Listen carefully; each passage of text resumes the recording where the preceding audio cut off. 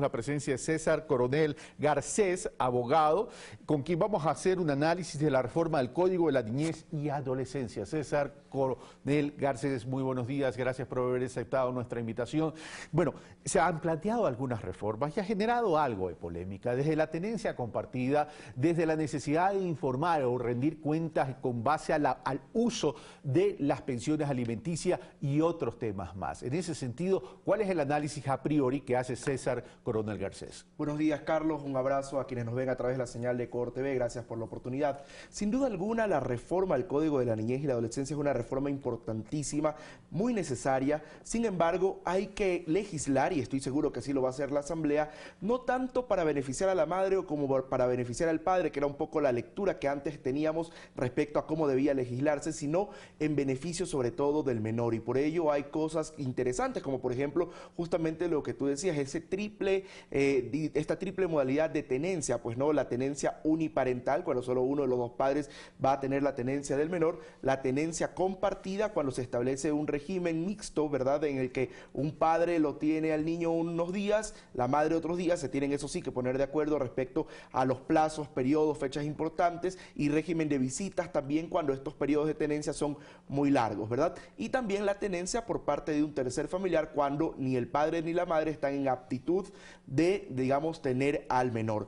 Es importante anotar que el proyecto de ley prevé que para poder establecer el régimen de tenencia ideal para el caso puntual debe determinarse a través de varios elementos. Primero, el acuerdo de los padres, pues no, si hay un acuerdo ya de los padres deberá ser tomado en cuenta. Sin embargo, si este acuerdo no beneficia a los intereses del menor, el juez puede revisarlo, y en caso de que no haya un acuerdo, se deberá justamente buscar el interés del menor, escuchando al menor de edad en razón de sus necesidades y su edad y todos los criterios que hay que determinar también con los aspectos técnicos, Ahora, etcétera. pero vamos ¿no? a lo siguiente de la tenencia. Es decir, a ver, a veces el indicador de divorcio en el Ecuador es tremendamente elevado, yo diría uno de los más elevados incluso de la región, lo cual significa ya de por sí que nos lleva a una situación de tenencia de los menores de edad, de las personas o de los niños y adolescentes menores de edad.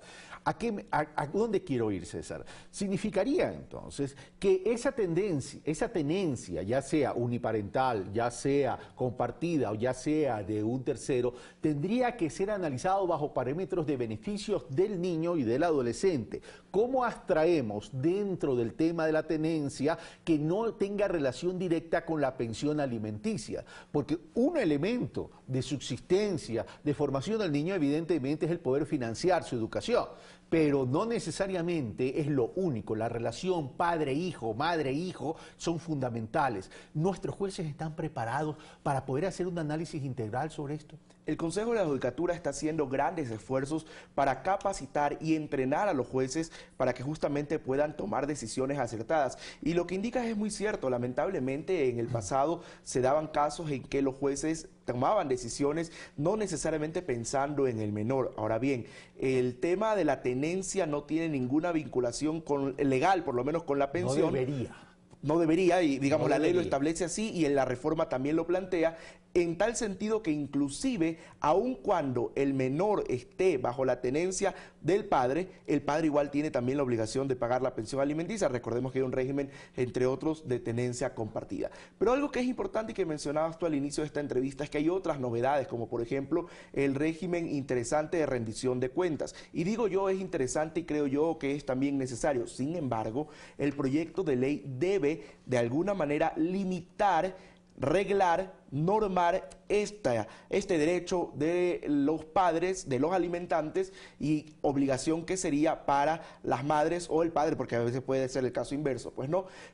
¿En qué sentido limitarlo? Respecto a qué documentos se deben aparejar a esta rendición de cuentas, qué gastos, qué rubros, qué conceptos se pueden o no incorporar como parte de ese gasto de pensión alimenticia, bajo qué criterios se puede pedir la rendición de cuentas, en qué plazos. O sea, no puede ser que se pida siempre que el padre lo quiera, debe haber un plazo establecido legalmente, es decir, cada 6 meses, qué sé yo, cada 1 año. Ya el legislador con mucha, digamos, con mucho tino, estoy seguro lo van a establecer, pero el proyecto no lo trae, y es una de las observaciones que yo he planteado, establecer un procedimiento reglado respecto a esta rendición de cuentas, que repito, es un tema interesantísimo, pero hay que hacerlo. Por ejemplo, otra incorporación novedosa es el tema de que para la pensión pensión alimenticia se deberán considerar a ambos padres y no lo que habíamos venido haciendo que se consideraba únicamente al padre, pues no para el pago de la pensión. Es importante y es interesante. Sin embargo, creo yo, y ahí otra observación al proyecto de ley, esto debe implicar un análisis de proporcionalidad, porque hay casos en que el padre gana más que la madre, o hay casos inversos también en que la madre gana más que el padre.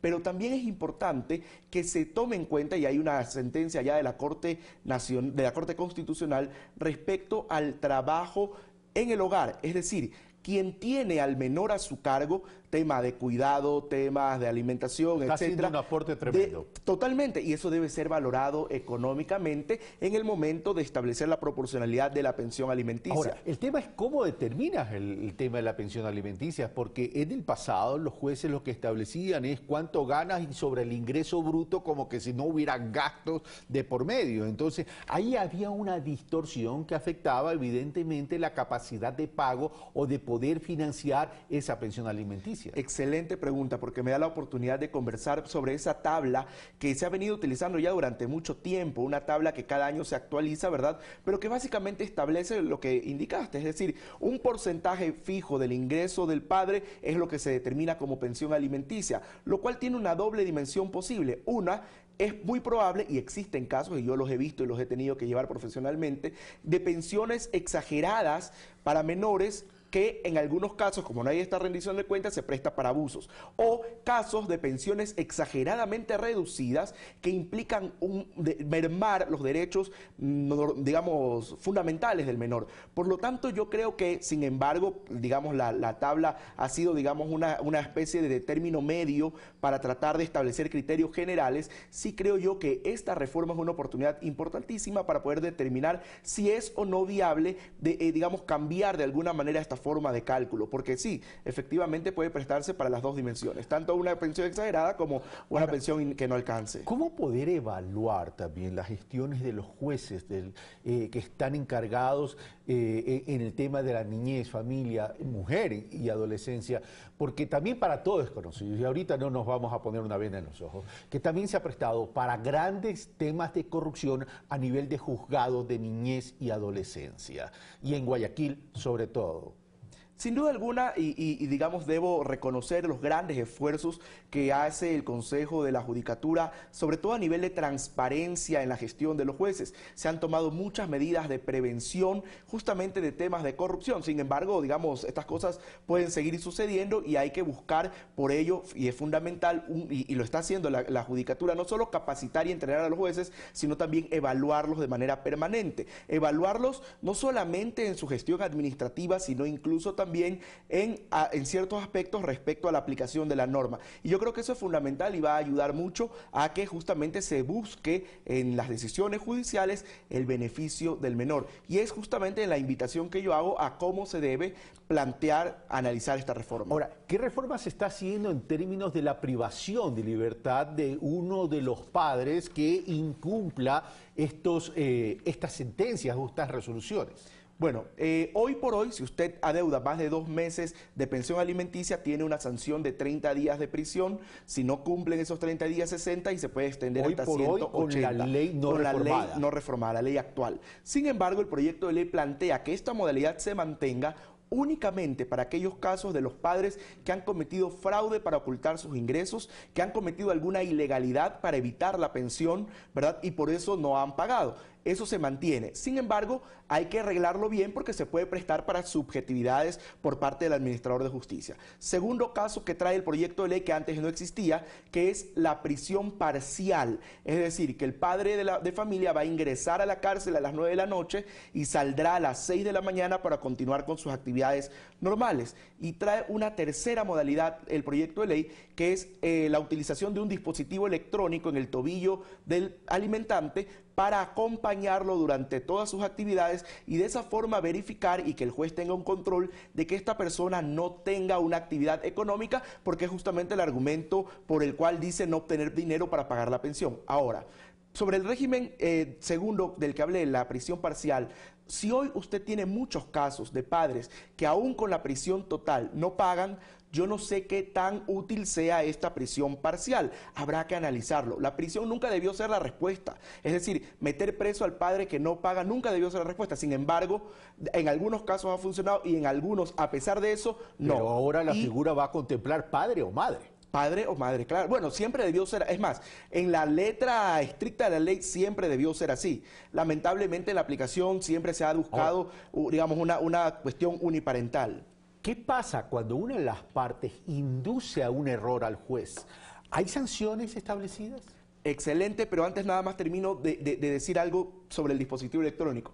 Para mí el tema del dispositivo electrónico, entiendo la voluntad que tenía el expresidente Correa en establecerlo dentro del proyecto de ley. Sin embargo, me parece que tiene una doble dimensión. Me parece innecesario. ¿Por qué? Porque hoy existen modalidades de trabajo desde el hogar, teletrabajo, por internet, puede ser, por ejemplo, un community manager, no necesita salir de su casa y, sin embargo, está realizando una actividad productiva. Pero no todos tienen esa especialidad. No, o sea, de acuerdo. Y segundo, que creo yo que utilizar este dispositivo para el alimentante atenta contra la intimidad y la privacidad de la persona. Entonces, además de ser innecesario, atenta contra un derecho. Ahora bien, respecto a la pregunta, sí, el código trae también esta novedad respecto a cómo se va a utilizar, digamos, el tema de de buscar reglar de mejor manera para que estos abusos de alguna manera no sigan sucediendo.